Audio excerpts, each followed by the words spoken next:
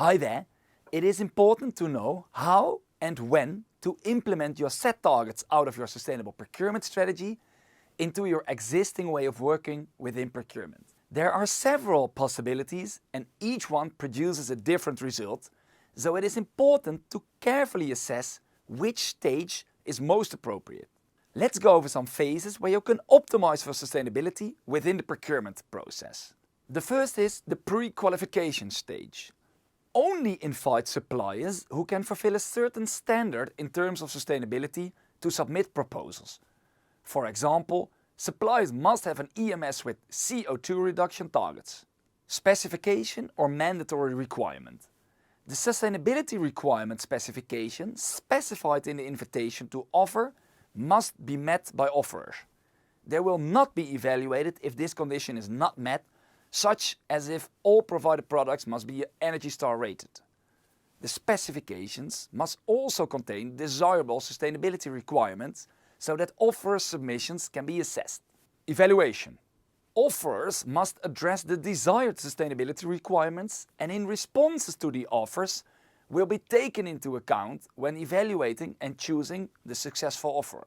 Ask suppliers to suggest, for instance, the products that are the most energy efficient within their range, and these will be graded as part of the evaluation process. Negotiation. Talk about how the deal might evolve to provide more sustainably produced items over time. For instance, suppliers must gradually increase the percentage of sustainably produced goods they support as part of the deal. Contract management. Make use of clauses in contracts to guarantee a certain level of sustainability performance.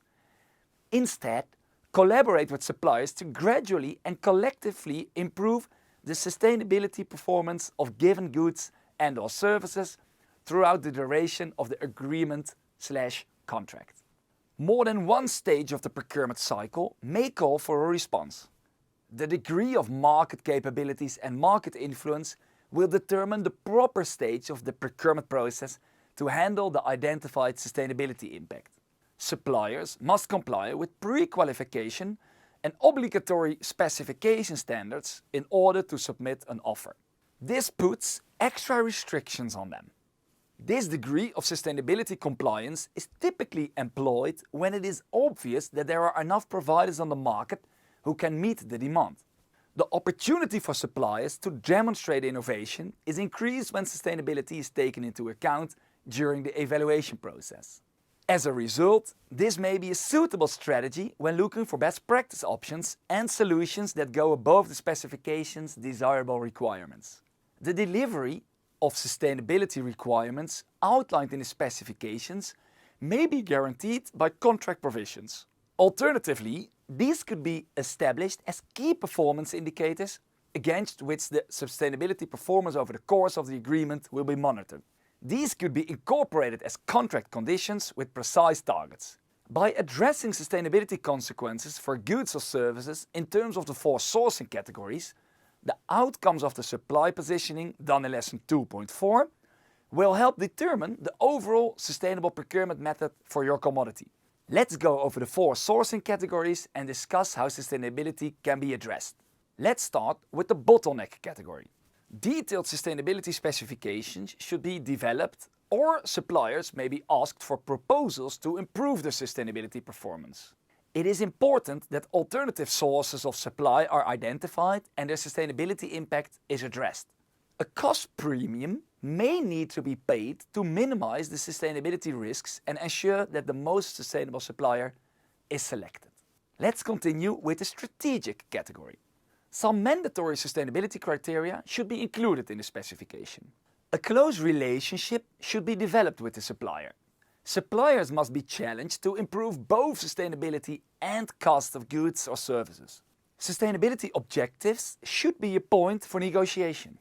Sustainability KPIs should be set and the supplier challenged to gradually improve their sustainability over the term of the contract. A cost premium should be paid only if this is necessary to ensure the sustainability risks is reduced and the most sustainable supplier is selected. It is important that alternative sources of supply are identified and their sustainability impact is addressed. Then we continue with the routine category.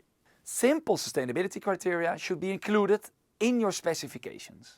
Contract terms should be shorter and suppliers should be regularly changed to achieve value for money and better sustainability outcomes. A cost premium should not be paid for products with improved sustainability performance. And lastly, we'll dive into the leverage category. Sustainability specifications should be included in the invitation to offer documents. As there are a number of suppliers or products or services in this category, suppliers with the best sustainability performance should be selected. Suppliers' organizational sustainability performance should be evaluated in addition to the performance of the goods or service. The focus should be on driving sustainability. In addition to cost reduction, cost premiums should not necessarily need to be paid to reduce sustainability risks. Supplier performance should be regularly reviewed. It's also recommended to consider switching suppliers to achieve value for money while ensuring the organization is up to date with the latest sustainability innovations.